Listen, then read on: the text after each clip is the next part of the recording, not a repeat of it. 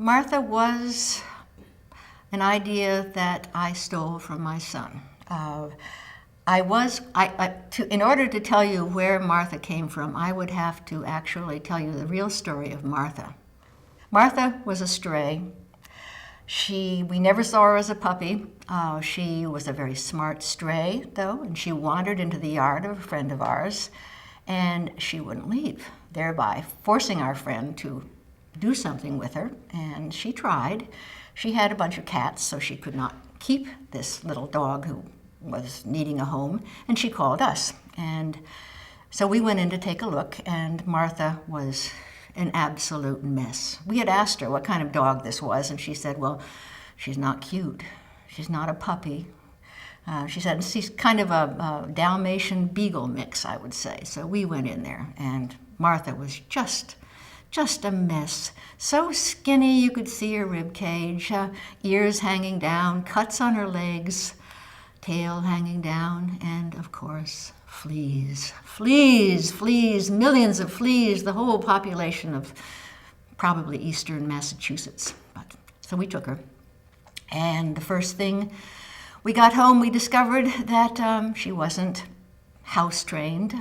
She loved to eat the furniture. She wanted to be with us at all times, and if we couldn't take her places, that was when she turned around and tried to destroy the house. There were moments when we thought, well, this was not a very good decision.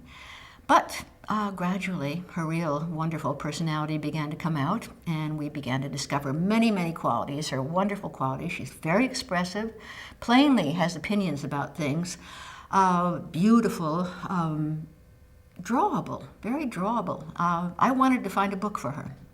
And I slipped her into a couple of things, a poem or a book. She actually had a co-starring role with Helen in The Witch's Supermarket. But the right book hadn't come up yet. And then everything, all the stars were aligned. One day, Martha, who had, of course, early on been a very hungry dog, was sitting next to my son, who was 7 years old or so, and he was eating alphabet soup. Martha trying very hard to get into his lap. Martha trying very hard to share the soup. And Nico, my creative 7-year-old, said, Mom, if Martha ate alphabet soup, would she speak?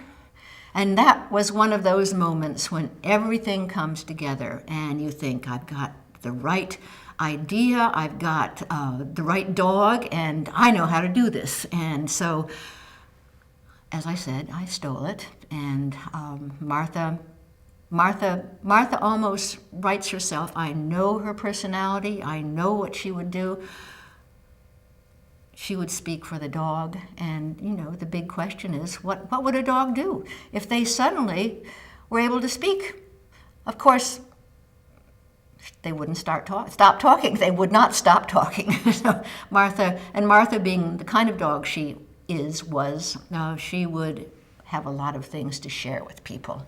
And I know this because we had another dog named Skits who was very doggy.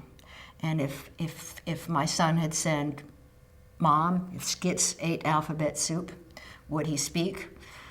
And I think maybe, I don't know, it might not have happened.